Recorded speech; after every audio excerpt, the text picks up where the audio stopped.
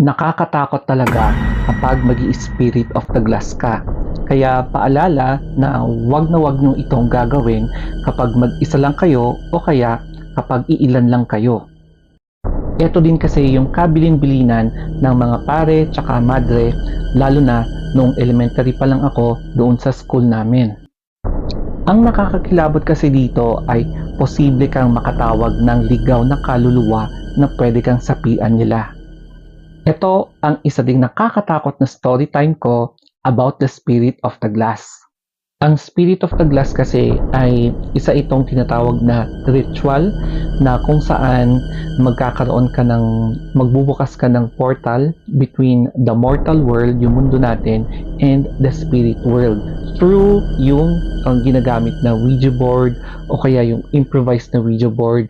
Basta sulatan mo lang ng alphabets and numbers and yes or no,